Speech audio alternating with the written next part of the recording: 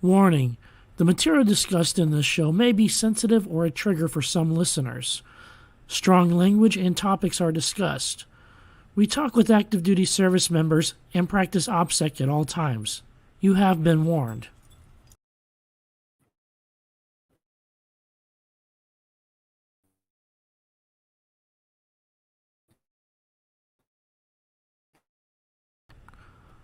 Warning: the material discussed in this show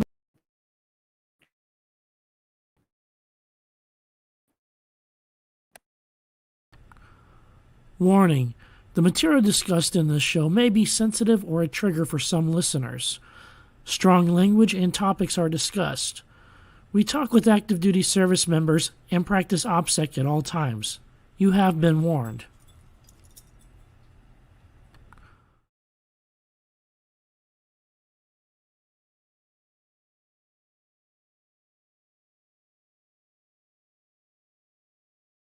The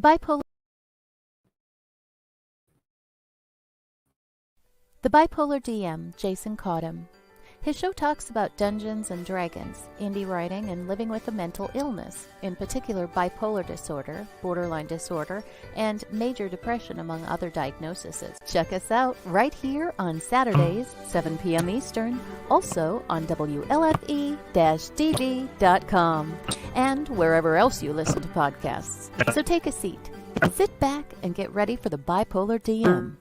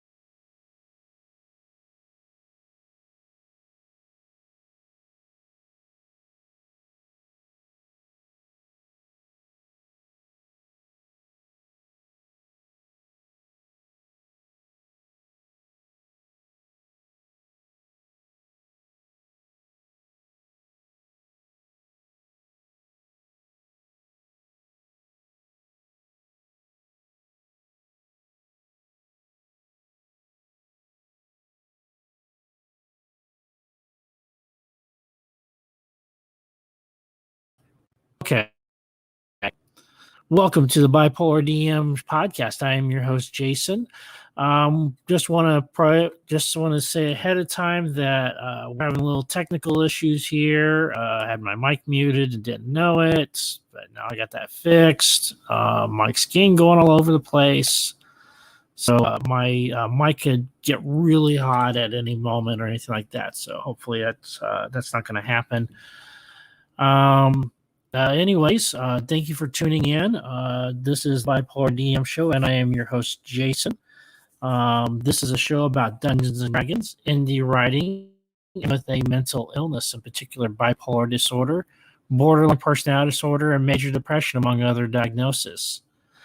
If you are interested in getting a hold of us, you can reach me by email at thebipolardm@gmail.com or go to my webpage, www.thebipolardm@gmail.com.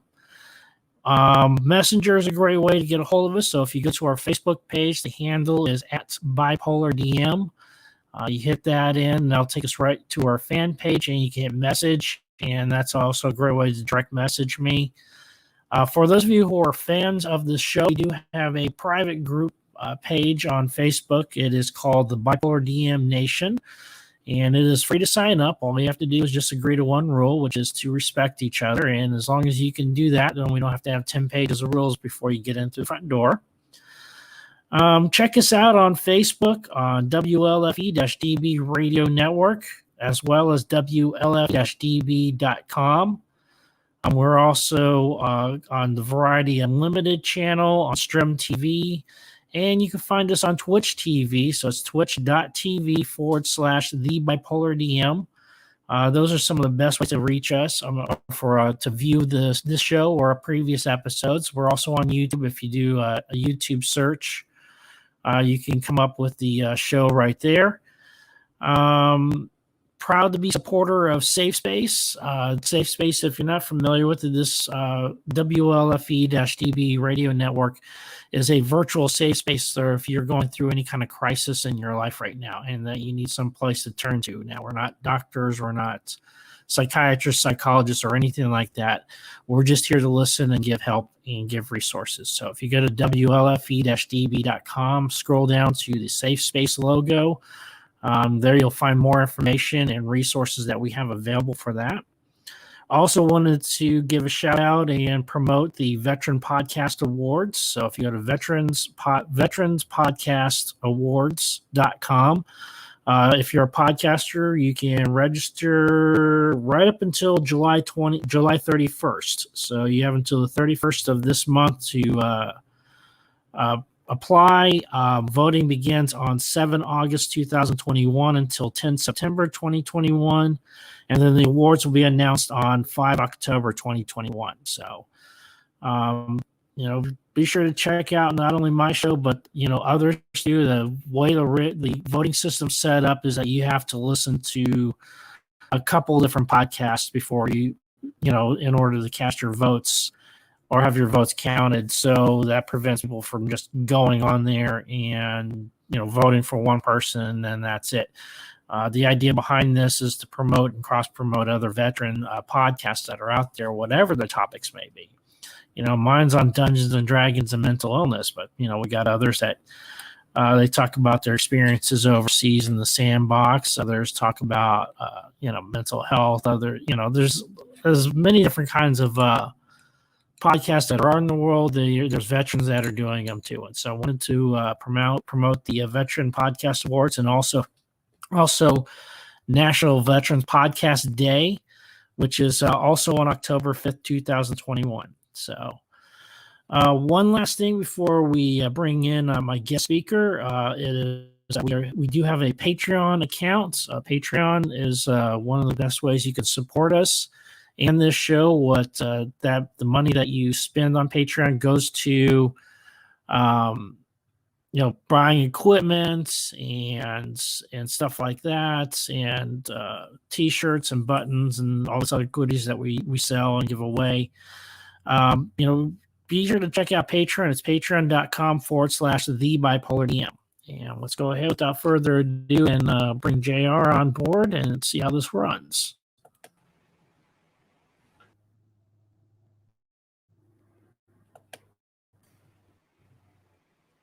Is my mic on?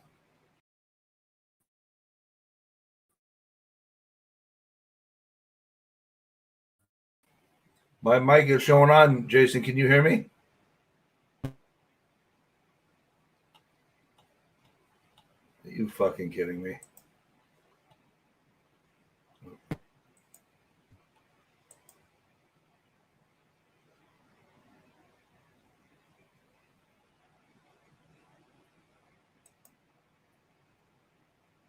Now. Okay. Yeah. Can you hear me? Yeah, I'm having some issues with computer. Oh, okay. Why? So, my last one, I didn't even think when ordering this one to check to see if it had a landline plug-in for it. I just stopped. It's like one of those things you always assume that are in laptops nowadays. So, for everybody who is not familiar, this is J.R. Reed. He's a writer and activist for mental illness and autism. And why don't you go ahead and say where people can find your work? Well, they can find it at notwe'rejustautistic.com, YouTube channel with the same name, Facebook page, same name, Twitter, that was a little too long. It's at NWJ Autistic. And I rarely post on Instagram, but it is Not We're Just Autistic as well. But the best place is the website. Tons of information, articles, videos, and a way to contact me and to get to other social media. Excellent. All right. So what we're going to be talking about today is we're talking about mental illness in the work. Got this going, or the topic in hand was one, I didn't have a guest lined up, and the other was that I had a really performance or broadcast last Saturday, and it was just awful. I mean, I didn't have a breakdown on the air or anything like that, but I ended up having to cut it short. And watching it though, you can't really tell that anything's really wrong. Other than I just ran out of questions to ask, and I cut it short just because I'd rather cut the content than have 30 minutes of crap. Me just stumbling around and think of things to say. I totally get it. You had the weight of masking on your shoulder, and then on your shoulders, and then you ran out of content, and you had to just leap in fear, to try to find something, anything, and those two together can be a pretty nasty combo. Yeah, and I felt really bad too because I did not do the prep work I normally do for this particular interview. I feel like my guest deserved better. She did say that she had a positive experience and all that. So that went really well. So, and she didn't know how long the show was supposed to go for anyway. So it's not like she was knowing that we stopped 25 minutes early. What's going on? It's she just knew we were done when we were done. So, yeah. But I'm still perplexed at your mention of the word show prep. I'm not sure what that is. I'm kidding. I don't know if we're serious. Okay, I was gonna say show. Yeah, No, for those of you prep, that are out in radio land, show prep is what we do before we go on the air. That's getting not through emails and crap like that, but also go through what we're going to go on, what's the content going to be when we discuss it, getting our guests ready, stuff like that. So that's when I talk about show prep. That's pretty much what I'm doing, is getting ready for the show. And but we wanted to talk about mental health in the workplace, and particularly having a mental illness and being a worker or lack thereof. My history, my work history is I've had 3 major careers. Well, 2.5. I don't even know what they'll call this. But, I've had 2 major careers in my life, and then I got cut short with a disability. And really, bipolar was what had ended my career in the military and what had ended my pastoring at church and stuff like that. So now, because I'm a radio talk show host, I guess, is the best way. But it took a while to kind of come to terms that I wasn't able to work anymore, not in a normal job. And so something I wanted to talk about today is, what does mental illness do and how does it affect, what parts of your performance does that affect? I want to talk about ADA law and some of the stuff that's on your side, and like the Family and Medical Leave Act and things like that. And so, what is some of your background as far as your work history, JR? You mean work as far as advocacy or work beforehand? Just beforehand, like your job, your careers. I mean, did you have a lot of careers? No, I bounced from, menial job to menial job for a while. And then I worked at a place for 10 years where my boss called me Forrest Gump every day, to my face, in front of my employees and in front of customers. Yeah. And then I left there, and I was writing part-time, and I went to freelance writing full-time for over 20 years. And then about eight years ago, I switched my focus to primarily autism, mental health, neurodiversity. Okay. And that's pretty cool too, because there's not enough advocates out there and educators in the health when it comes to mental illness, which I was just doing some of the recent statistics on the Department of Mental, who was it? New York Times did an article about the number of people that are affected by mental illness, and the big number is 18% every year are somehow impacted due to mental illness of some kind, whether it's depression, anxiety, or some of the bigger 18% of the ones. population. 18% of the population. Yeah, that number is way off. Because I will tell you that more than 18% of the population have a mental illness. Yeah, and these are people self-reporting, so you don't know how many are not, because there's still that stigma and, lack of a better word, mystery shrouding mental illness and what it is and what it's not. And so, I kind of question those stats too. But that's just what's on their website at the time. But I don't question. I call bullshit. Yeah. Yeah, especially in circles we run, we talk so much more, and people are more open to talk to us about their mental illness than they would in another company. So right. I found that a little bit more true since I've started doing the podcasting and stuff like that, and been, a verbal advocate for mental health and mental wellness. So, mental illness, it destroys so many things in our lives, and relationships and careers, and then it's so hard for us. And health and lifestyle. Yeah, especially self-care, weight, diet, exercise, all those big things that you got to be doing, or that you're not doing, brushing your teeth, taking showers. That stuff's a chore for us. So it's not funny stuff we don't talk about, but yeah, it's tough taking a shower. It really is. During the worst of my mental illness, I'd go weeks and weeks without taking a shower, but I also was very sedentary, so it's not like I was working up a sweat and stink or anything like that. But it was weeks. Yeah, exactly. And so those are also markers that I use to gauge my mental health. How am I doing? Have I taken the shower lately? And so those are, and if you're not able to take care of yourself, then how are you going to be able to do your job?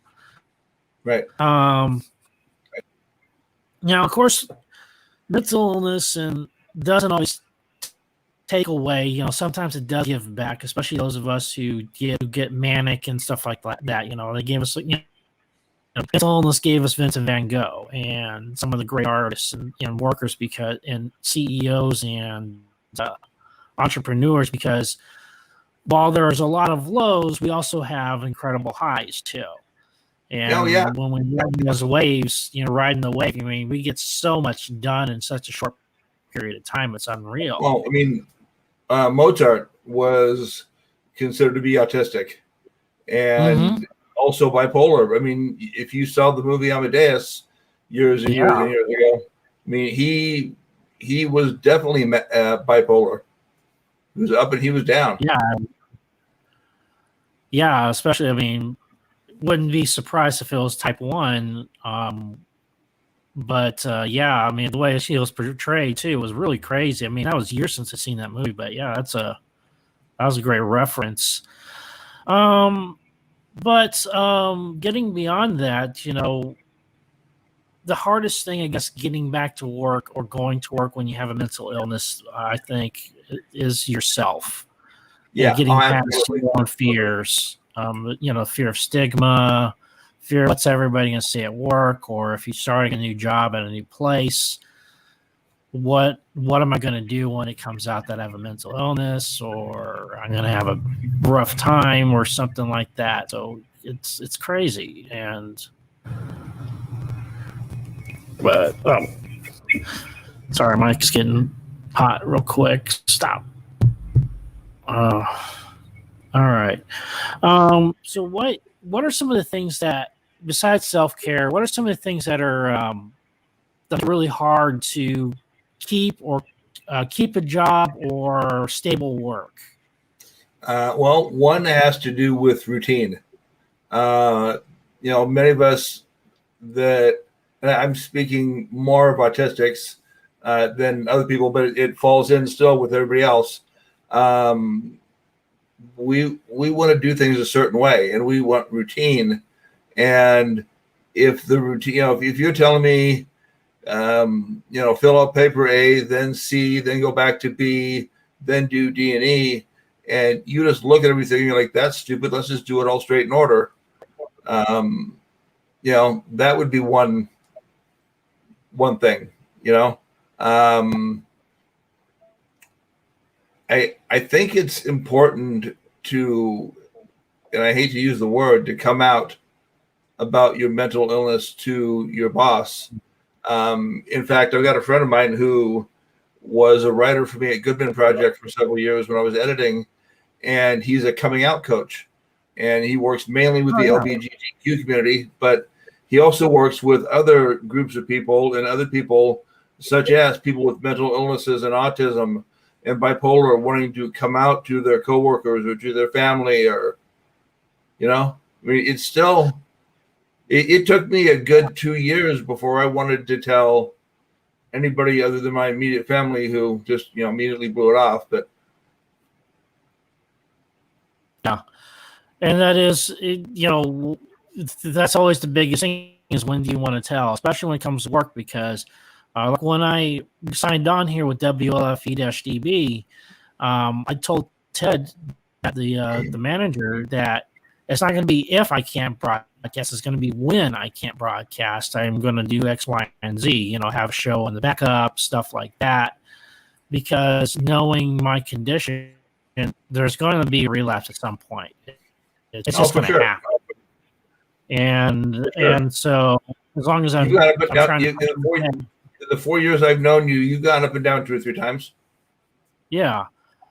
And so I told him, when this happens, I'm going to have some in pot ready to go, so that if I have one of those bad days or 2 bad days in a row, I can at least have a backup podcast or vlogcast ready to go. And so, but I was very upfront, right at the beginning, and he was very understanding, because he himself has an anxiety disorder and some other diagnosis, and so he was very understanding about suffering from a mental illness and having to take a day off or something like that when you're supposed to be in the broadcast booth. So right, but we don't always get those kind of bosses. We get like the dick face there and kept calling you Forrest Gump, it was hilarious. Like he's the next Robin Williams, who knows? But I would have been more like George Carlin. Yeah. So actually, one of the things is, why is it important to work? It's one thing, we talk about working, but why? Why is it important for us to work? I think those of us that can, even though we may hate our job, the particular job we have, it does make us feel good to know that we can do things, that we can overcome what people say we can't do. My whole school life, including high school, I heard weird, stupid, and lazy from the teachers, and that I would never live up to my potential. Well, you know what? Bam, there you go. That's right. Yeah, look at us now. We're talking about Mr. Hugan. Mr. Hugan was cool. Yeah. And we got the new podcast together that's coming up too, that we're going to be working on. Yeah, we're going to do mental health happy hour every week on Warrior TV YouTube channel, and that will start in the next couple weeks. Yeah, so this will be us too, and then uploading it, just like, or what was it say, every week or every 2 weeks? Well, whichever you want to do. we'll figure it out. Anyways, we're still in the beginning stages of this. Yeah, we're still in the beginning stages of this and talking out how often and how long. We still got to talk to and all that. He's based out of London, right? Yeah. And he has a country station there, right? No. That's someone different. He runs his mental health warrior stuff. Oh, okay. So we'll be keeping you all up to date about that. But yeah, one of the things about why it's important for people to work is it gives you a sense of purpose. First, people are depending on you. You feel like you've been productive, even if it's just you having that sense of importance not importance, but a sense of being part of something. And if you're not there, people are going to notice, and then when you can't be there, then, people really get to notice. Yeah. And I don't know what the statistic is mental health wise. I know autism wise, 80 to 85% of autistic adults are unemployed or underemployed. And I would guess it is pretty close to the same for a lot of people with mental health issues. I just saw the statistic today when I was doing some prep, and unfortunately I did not save that particular article from where that was from. But yeah, they're talking the same statistics for employability and stuff like that. And so it's trying to work, it's especially with having a mental illness, it's a real challenge because like other disabilities, even like physical disabilities, you got to make accommodations and you got to figure out ways of getting around things that people will take for granted, like showing up on time or having laundry done, stuff like that, being able to perform your job, too. That's the other thing. Worrying about or having anxiety or having a panic attack at work. I mean, one of the worst things is to decompensate in front of your coworkers. Well, the thing is, I would talk to my boss about that very early on. You don't have to disclose that you're autistic or bipolar or whatever, although I personally don't see any shame in it. But, I understand that a lot of people don't want to admit that. But just tell your boss, hey, I'm having a hard time with this. If I could be allowed to wear headphones when I'm not, noise canceling headphones when I'm not on the phone, that would help me quite a bit. Is that something that I would be allowed to do? Then you don't disclose this kind of accommodations. Yeah, but you're not disclosing your mental illness, but you're disclosing a better way to do things for you. Yeah, for you. And stuff like that is actually covered under the law under the Americans with Disabilities Act. Yes, you're not required to volunteer information about your mental health, just like you are not, under law have to be compelled to disclose your physical health. And so, well, my mental health, everybody knows, so I'm not going to have to worry about that. Put it out there forever for the world to see, and all that. So, yeah. It's like, what I do with the, with just podcast and stuff like that. I'm putting myself out there. And if I'm having one of those days like last week, I don't know if it shows, I know what to look for as far as signs and symptoms on myself, while I'm nitpicking my previous episode. But as far as the average viewer or listener, I don't know if they would have noticed any difference, because we work so hard. One of the things we work very hard at with having a mental illness. Yeah. Oh, no, exactly. A lot of us are just by nature perfectionists.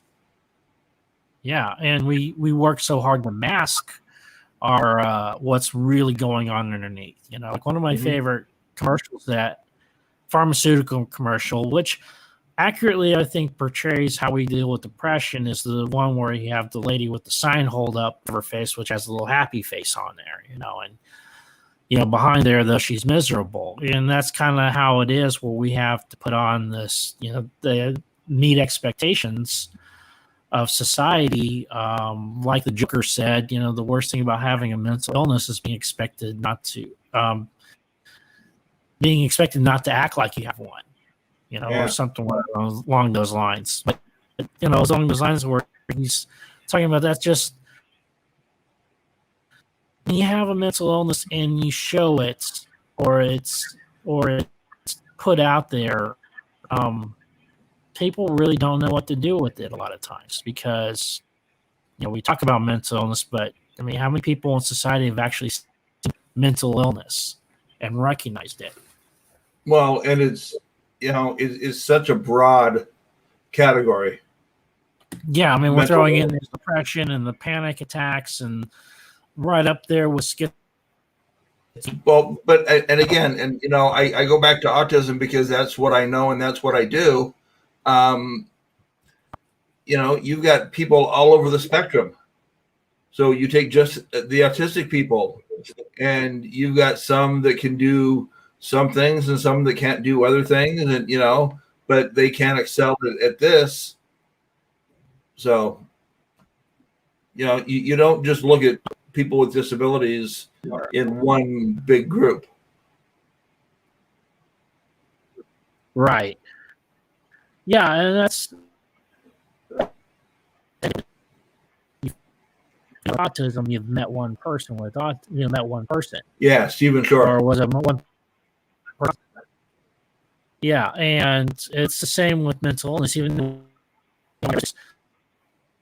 everybody's is a little bit different, and mine's really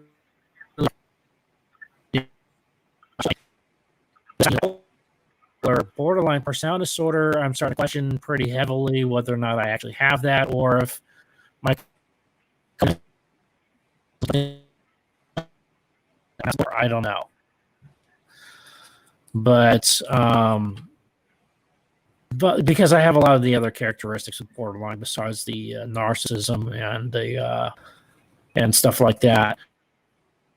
But let's go ahead. I know I've been a real narcissistic kind of guy. Yeah. Let's just go to real quick, and then we'll come back and pick this up. Okay. Oh, yeah. Amy?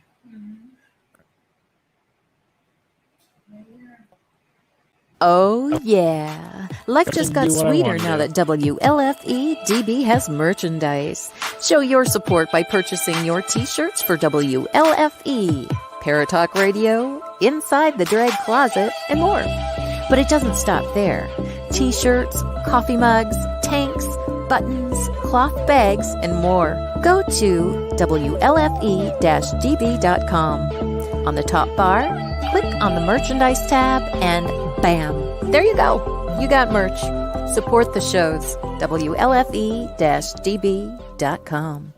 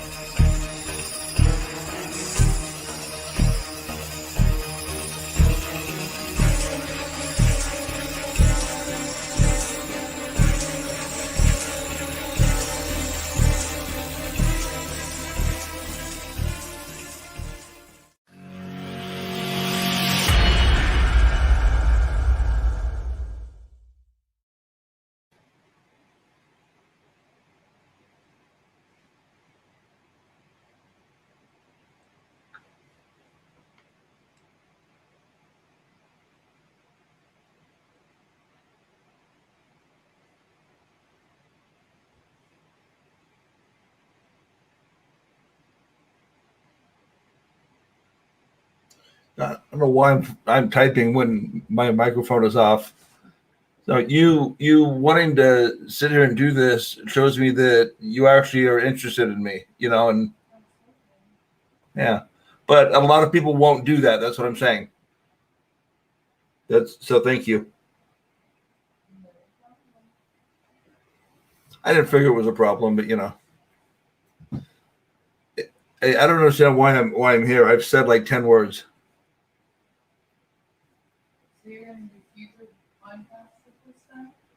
No, he just had somebody who was supposed to be his guest, and he flaked out like 1:30, 12:30 or 1.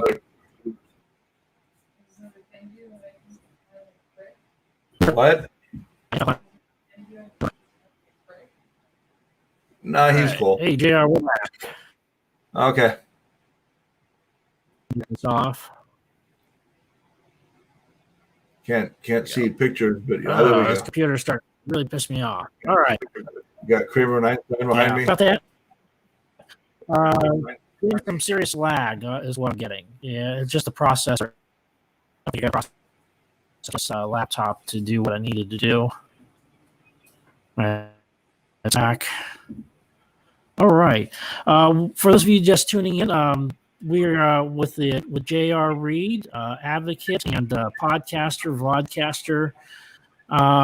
We are talking about mental illness in workplace, and we left off talking about ADA law and some of the protections that we have nowadays under the ADA, especially when it comes to securing your job, promotions,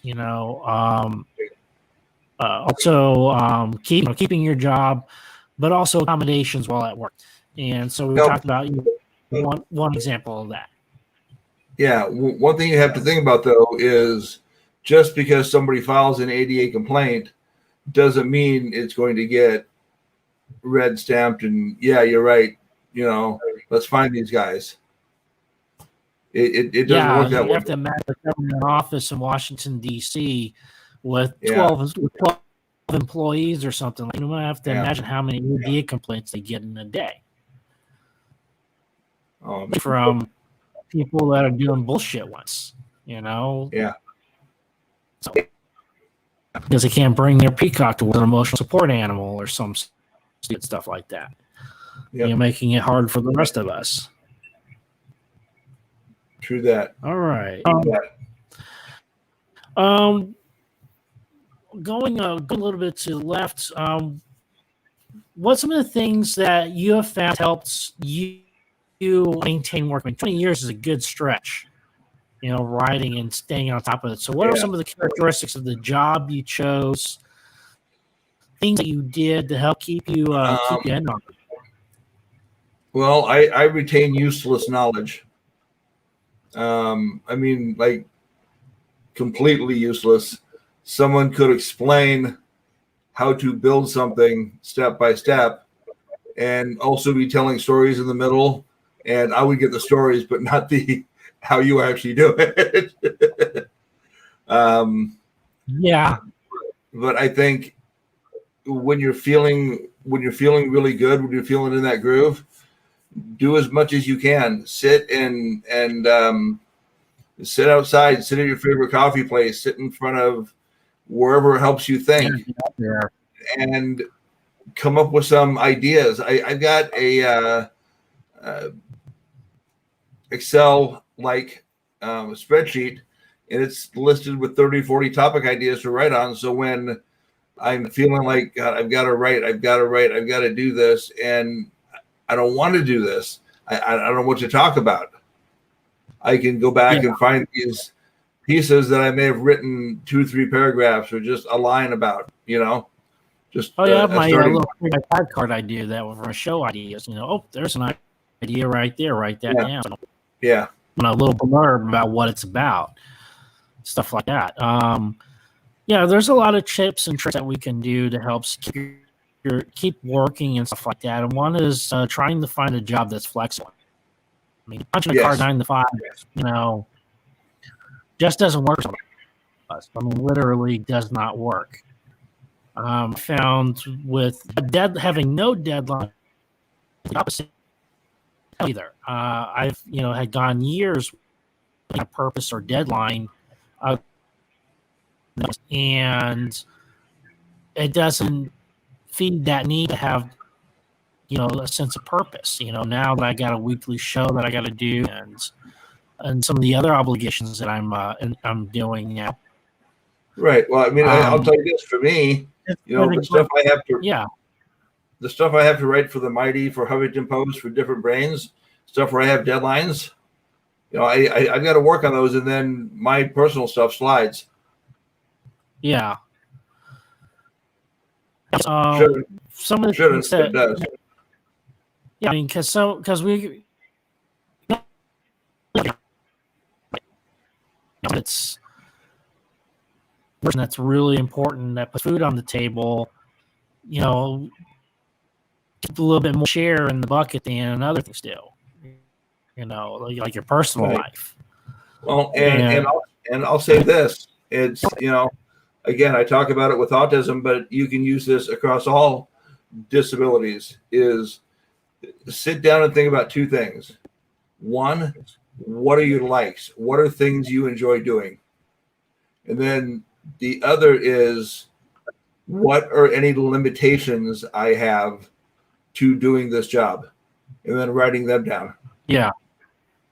And then you can sometimes see that, well, it's not as hard to get into this kind of work, as I previously thought.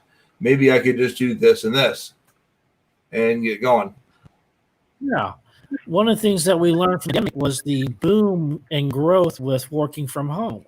As long as you have a good clear internet, high-speed internet, and web camera, you can work from anywhere on the planet, literally. And like the girlfriend, my girlfriend right now, she's a insurance broker, but she works from home. She works in her library, so it's not like she didn't even work at a desk, but she rocks and rolls it though. And she was already working from home before the pandemic hit. She was just kind of like the test subject, saying, all right, let's see how it works for Siobhan. And then once we get through that, then we'll implement it across the board for everybody else. And it worked really well with her because she has a really good work ethic. She's not looking around or anything like that, doing stuff.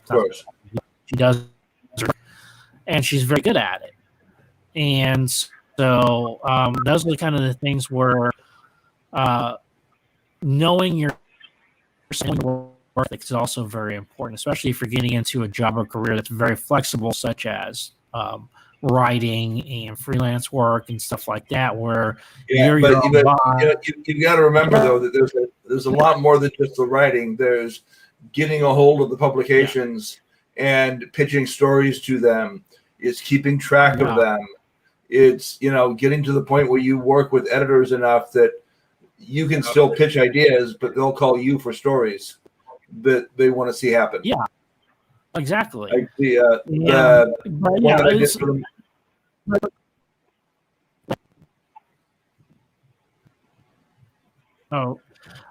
I meant is that having a job that's really flexible, but being your own boss though is where it's you got to know yourself and the limit. You've got to know yourself and know that if you're home alone, are you more likely to sit and play video games or watch TV, or sit at your computer and work at things? Crank it out. Yeah. Research. Exactly. Read books. Look at different websites. Networking. Journals. Yeah, networking and getting sources. And then you got to spend time on social media. Not that you're trying to build, a huge audience, but people that are like-minded. It's important to keep that up too. Yeah, you want to keep that stuff up to date too for the people who do want to check out, more information of you or what you do or what you're advocating. And I'm horrible at that most of the time because I figure I just don't feel it. What I've found is I post a regular article. I get an article from Bipolar or BP magazine, and they have awesome articles they email me. And so that's the article. I always post, and other than that, I'll try and do updates too. Whether it's a live update on video or if I'm just typing something in saying this is what's going on. That's what I do on my fan site and my group site, but like for the public site, which is the Bipolar DM, that one there I try and keep more professional and not what's going on in my day-to-day life, like unlike my other ones I do. Unless it would have something to do with the bipolar or the mental illness that you're going to write about. Oh, yeah, such as, saying, hey, I got something going on, and so I'm not going to be able to broadcast, so I'm putting it out there, that kind of stuff, date, or got a series coming up, or need some suggestions, or, those kind of things. So, but getting back to my point, though, is, you do need to know your strengths and your weaknesses. Everybody has both. It's not all negative and everything like that. We have strengths, too. And being able to know yourself, especially at our age, having been there and done that, we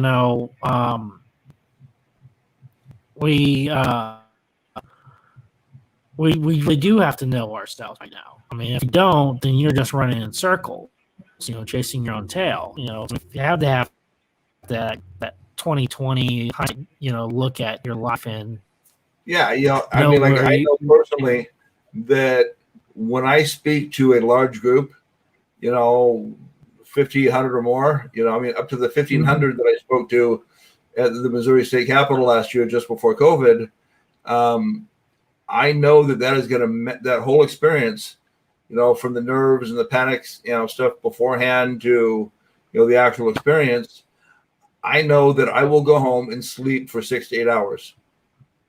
No problem. Yeah. And so I build stuff like that into my schedule. Yeah. Yeah. Having that time to decompress from all that too. Yeah. So, yeah. And that goes right. Actually, goes into my next point, what things main would start with self-care. Okay. I didn't hear the whole first part. What things? Oh, things we do to help us maintain work, such as self-care. Being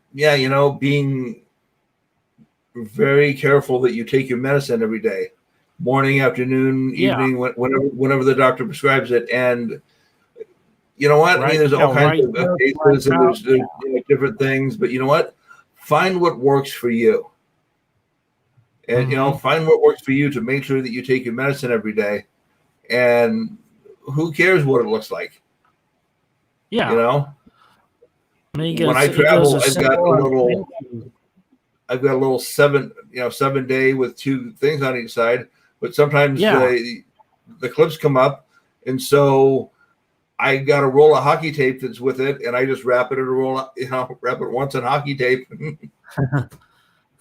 Yeah, this is everything, man. So self-care, taking your medication.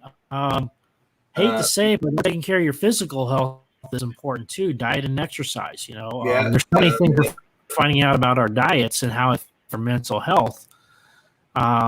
Get knowledgeable about certain diets that you can try to help with your mental health. Yeah, but Jason, I would really, really caution people that when they do stuff like that, they're looking for reputable sites. Right. Yeah. And talk to your doc. Of course, talk to your doc first about it. Make sure you do it. Not Bob's blog, but the Apple Cider Diet 2000. Yeah. When we're talking here, we're talking about going to real science, real doctors. Not, hey, drink this shake, and you lose 20 pounds. It doesn't work that way, and it's not healthy. Right. But talk to your doc. Make sure you know what your health is, your physical health, because one of those things that creeps up. I just had a buddy who just turned 45 last month or month before and passed away in his sleep. A heart attack, massive heart attack, is what they think he had. And but went to high school with him. He just retired from the Air Force after 20 plus years, and so it was just crazy, when that happened, because you just don't know when it's going to happen. There's sometimes when you have the Widowmaker, and then there's other times you can catch it in time, whether it's a odd lab result or EKG or whatever, get those tests done, and don't be afraid to go to your doctor and know what your health is. What about our home life? Because that's really important too. We can't do all work, all play. We got to have that balance. So what about home? What about your home and social life?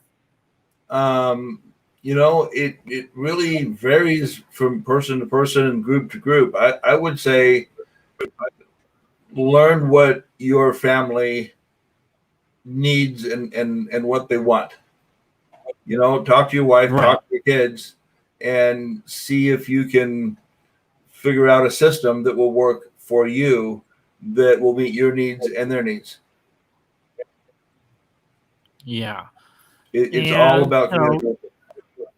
Yeah, and those things for great home care is the taking care of by taking care of the lines of communication. Keeping those open so that if you got to pick up more hours, it's untenable. But at the same time, if you can only pull 20 hours a week, and so you're home a lot more, that's Right. understandable too. Right. So so those things are very important. So taking your meds, taking care of your body, taking care of your household, and relationships there. Yep. It's so easy for us to unplug, especially for those of us to live alone and disconnect from everybody in your life. If you're having a bad one or a bad month or something like that, and you just kind of fall off the face of the earth. Yeah, well, if you've got a good significant other or a good friend, that person, you should talk to them about, what could happen and what to do if it does happen. Yeah. And I've had some good friends who would check in on me. I was like, hey, buddy, I haven't heard from you in a couple of days or whatever, and just call and see what's going on, and I appreciate those phone calls. Yeah, don't get and as I'm many. a little less tactful when I call and make those calls. I go, you effed up? Are you okay? Yeah. Yeah, exactly. So let's see. Kind of going back into self-care and physical care and stuff like that. What kind of support networks should we put in place when we go to work? I think that in real life support groups are very hard, especially right now. I don't know what the numbers are again for the other, conditions, but I know autism has a very high rate of people that are on the spectrum, have been diagnosed on the spectrum, but don't want to tell anybody they're on the spectrum. Yeah. So they would really not want to go to an in real life support group, but they might be willing to go to support network, not support group, a support network. Family, friends, coworkers you can talk to, stuff like that. That's what I mean. The thing about I totally understand what you're talking about. But yeah. A lot of us don't have that family, that group of friends, that can do that. And so what I was talking about becomes their lifeline and their way. Yeah. Yeah. I mean, you should always talk to your inner circle, and get their opinions and ideas, and process those. But if you got nobody else to talk to, go right to the big boys. Yeah. But setting up a support network is knowing how, like your perfect example, part of your support network or support system. I like support system a lot better. But support system was taking 6 to 8 hours to crash after a big event like that, not going straight to something else right after. So those are the things that we want to talk about, having that support system in there, not just having one tool in the toolbox, such as a friend or family member, but having several tools, having some plans. That's very important, where you can be able to talk to somebody and not feel like you're going to be judged or or whatever, for what you say or what you're feeling. Right. And so, but also, but what about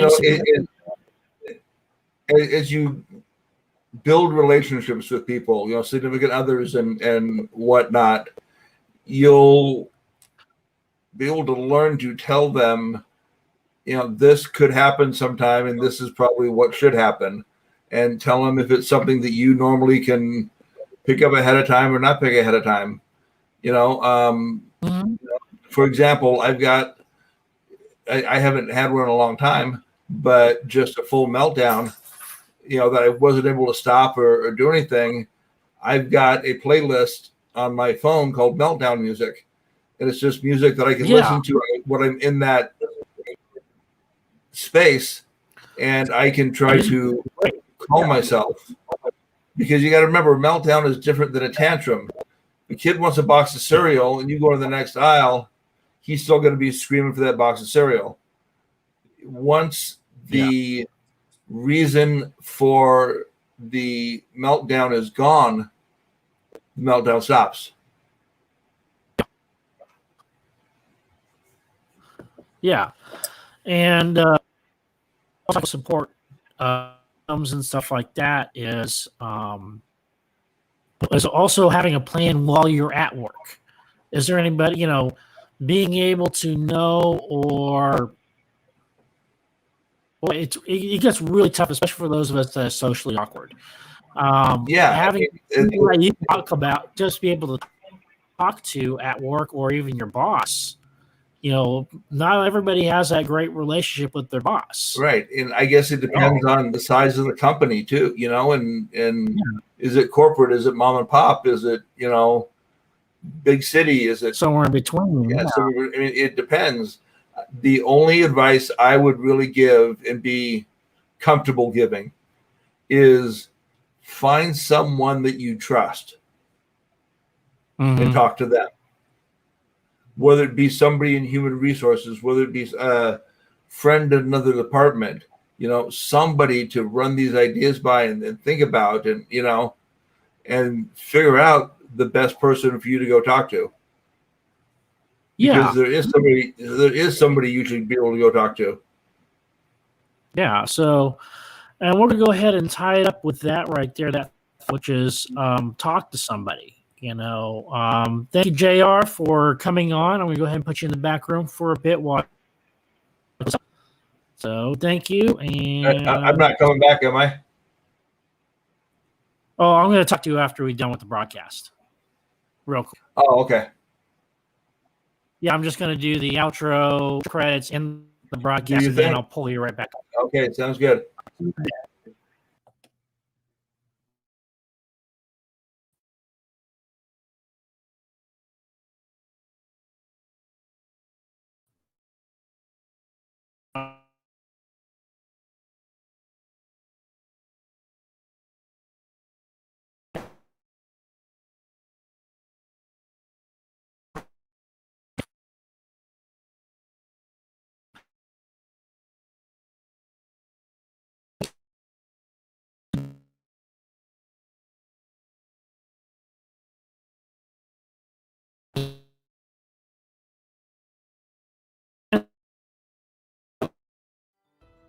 Thank you for listening to the Bipolar DM. They love sharing thoughts and ideas.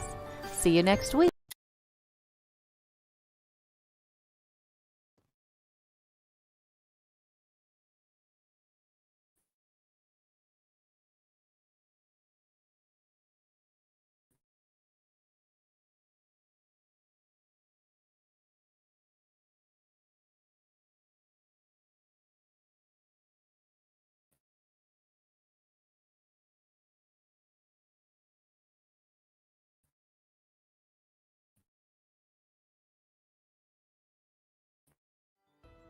Thank you for listening to the Bipolar DM. They love sharing thoughts and ideas.